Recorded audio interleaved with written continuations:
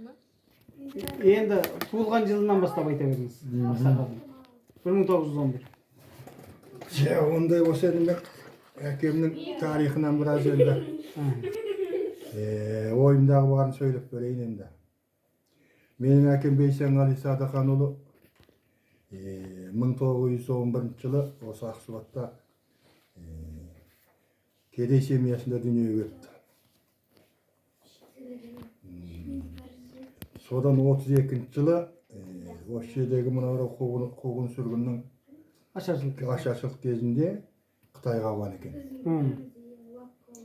Енді ол кісінің енді Қытайға ауып барып орналасып тіршілік көрген көшекті бұл уақыт әңгіме енді. Оны көп айтып таусылмаймыз. Негізгісін айта кетейін мен енді. Мынау жоғары жақта мына Ақсуатта басында бір өткел бар. Қара неме дейді? Қара өткелдерден бе есімде қалмапты. Сол өткелден бұл кісілер бір ауыл бойынша қашып өтеді.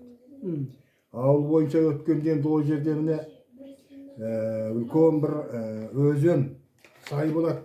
Соның бер жағына барып бұл кісілер енді ұзақтан келгеннен кейін түнеп таңертең өтпекші болып сол алаң елеңде бұлар енді аттарын қоя берген.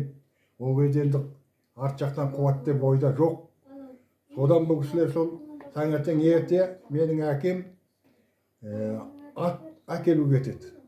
Қасында бір кісі бар. Екеуі аттарын сол жыраға арқандап қойған. Сол жерге барып аттарын алып, енді келе бергенде сол анау бір жыра, мынандай жарлауыт екен. Сол жарлауыттың ар жағынан сол советтің немелері келеді. Қызыл әскер. Қызыл әскері. Келепті содан кейін ар жағынан бұлар атады кісілерді. Оқ жаудырады. Оқ жаудырады. Сол кезде әкем қасындағы үлкен адам атын айтып ұмытып қалыппын. Сол кісінің пулеметтің оғы мына қарнынан бір-ақ тіліп қарнын ақтарып кетеді. Сонда адам жаны не деген сол шек қарны сүйретіліп сол еңбектеп әкесі келе жатыр дейді. Сода менің әкем аттың қасында қалқалап тұрған менің әкем айтты, балам ана жарға кет, жарға тығылды. Сондағы атты алып мінесіп жарға қарай кеткен екен, сол жардың астына барғанда анада пулемет үстінен жаудырған. Сонымен әрбір атқаннан кейін ол кісі тоқтатып қалайды. Кетеді әділер. Сөйтсек ол бір бөлуге мына арт жақтағы ауылды қырып жатыр екен. Ойбай. Көшкен елді басқан. Көшкен елді басқан. Сол жүгартып кеткені кетті, басқаны басылып қалды. Содан бір тобы мына үлкен жыра дейді сонда. Жыраның арғы бетіне кетеді. Менің әкемде бар, әкемнің ісі бар. Әкем 20 жас. Әкемнің ісі Әмірғали деген 10 жас. Ол кісі бір тай мініп алған. Әкем астында аты бар, жаңағы алып келе жатқан. Сонымен бұл кісілер үйдің қайда қалғанын білмейді, бірақ өтеді ғой. Сүйсі артынан әйелі қалың ана өзінің енді жаңа тіккен отауы ғой енді. Сондағы ол кісі енді сол енді о да қашып шықпақшы, белмен бірге қашып шыққанда келсе ол кісі мына түгел 5-6 торғын көйлекті бір не қабаттап киіп алған екен. Ең алғаш жіп-жіңішке адам болатын дейді. Келсе сен жоқ жуанмық қап дейді. Ода жабыр жоқ. Арғай өтеді қойды. Содан менің әкелерім арғай өткенде енді ортасы жырада қалады. Өтіп енді артында енді түсіп келе жатқандар. Арт жағынан әрбелеге қуатты пулеметті құрады. Қызыл әскерлер. Қызыл әскерлер. Келіп құрғанда сол ортасында сол судың жыраға қалады. Анаға уақытқа қарай, ана қабаққа қарай атады, өтіп кеткен кезде. Онда тас бар, жартас. Сонда ана су шекара болып тұр ғой. Су шекара. Сол екі ортада артында бір жаңбыр жауған дейді түнде. Сол екі ортада мына қастықты қара дейді. Бас жағында тосто бар ма, жоқ, жауынның су ма? Бір үлкен дария тасқын кетті ортадағы. Тығылып жатқан еді. Өтіп бара жатқан еді. Жырадан өтіп бара жатқан еді түгел чайды да кетті дейді. Түйеге жүк атқан, өгіз, сиыр, қой, бірақ кетті адам бар, бала шаға. Енді сол анамны қарыстырып ана біздің әкелеріміз өтіп кеткен. Соған қарай пулеметпенен оқ жаудырды. Қарсыға баққан. Қарсыға. Шекараның ар жағында. Шекараның ар жағында. Шекара емес, су ғой енді. Ана енді мына Қазақстанның іші ғой ана. Іші ма? Іші әлі шекараға жеткен жоқ қой олар. Мына Қазақстан өз іші ана өткел анау қар өткел деймін. Бірдеңе өткел бар. Содан ол кісілерді енді қайту керек. Pulemyot деген сақылдап тұр, сол әкем мінісін тай мініп жүрген, соған оқ дейді, тайын оқ дейді екен. Содан екеуі де қарып түсіп жартасқа тығыла қалады. Сонымен әрі-бері пулеметті атқаннан кейін баяғы тоқтайды. Сонда енді ана беттен шығып оқ тигендері домалап әлі суға түсіп жатыр дейді. Ана бетке шығып бара жатқандарға тиген артқа домалап. Менің әкем бастатқан бір қаншадан баяғы жартасқа тығылып қалып, сонда жартасқа тиген оқ бұж-бұж етіп әшейін сөйтіп бәрі екен, бұжылдап. Содан аман есен солар қарай өтіпті. Тауден бір белең қойылды.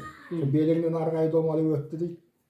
Содан сол ат жағы алғандарды атпапты. Оны енді қама болды. Ұстап қалды. Енді ортадағы жырадағы суменен кеткен ол кетті. Енді арғы беттен өткендер бар. Солардың өтпеген содан оқ дейді. Суға құлады. Содан шекарадан өтті аман есен. Содан аман есен шекарадан өтіп алғаннан кейін енді. Аман есен болған енді қырылып сол санаулы ғана. Санаулы адамдар ғой, санаулы адамдар енді. Оның алдында түнде өтіп кеткендер бар. Қанасы. Кейбірен пысықтары сол өтпей, түнде жатпай өтіп кеткендер бар екен.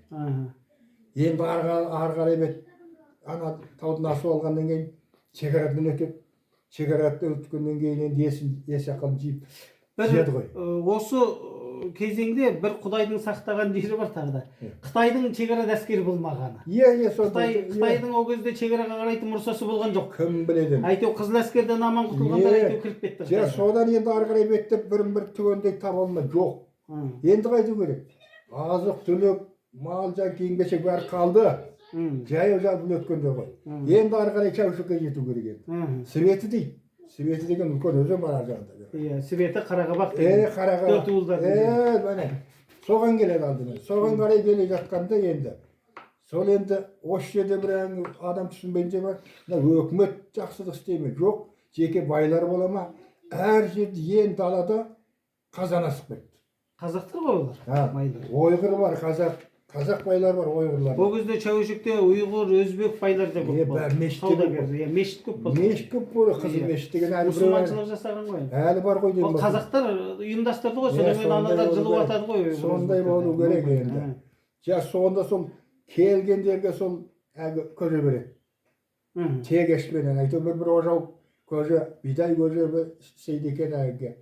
Сонымен құйып береді екен. Сонда да ашы өзіне түскендер сол қазанның айланасында жатып қалады.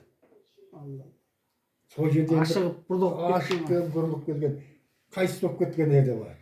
Ашы өзекке түскен. Енді содан енді қайту. Соның әлің сол жерде бір күн дем алып, Чаушыққа келеді ол. Чаушыққа туыстарын іздейді. Сол 10 күнде, 15 күнде бірін-бір әрең табады. Сонда шешеміз өзі бөлек келген екен. Өзі бөлек бір топпен келіпті. Әкеңіз өзі бір бөлек. Адас болар ма? Әкеміз бен ініміз бір бөлек. Шешеміз бар. Одар бір бөлек кеткен. Бірін-бір сол Чаушыққа келген іздеп тауып айтып сұрастырып жүріп, Қарақабақтан табады. Содан бар бұл кісілер енді тіршілік істеу үшін түк жоқ қайтеді. Содан қасапқа барып солай сойған малдың шегі бар, бүйені бар. Сол сияқтан теріп әкеп, тамақ істеп ішіп. Содан кейін шешеміздің қолы бір сімерлігі бар. Әкеміз сол енді бұрыннан етік тігіп айтып үйренген ол үстінде. Содан бір құлынның терісі сатып әкеледі екен де, малақай тігеді. Неге деп шешеміз малақай тігіп, соны күніне бір 2 малақай, 1 малақайдан алып барады, сатады көшеге. Құлынның терісінен жасаған малақай қандай да бар. Соған сол азық түлігін алып, сөйтіп ақырын барып, бұл кісілер жетіп кішкене. Естиіп содан кейін Дөрбішінге келеді ғой. Дөрбішінге келіп сол, Дөрбішінде сол енді тамшылықпен айланысады, мына тігіншілікпен айланысады. Қол өнері жалпы алған енді ол кісінің қолынан келеді екен енді. Бәрін. Әйтеу жан бағып кеткен. Жан бағып кетті ғой сонымен. Содан бар сол өкіметтегі неменеге орналасады.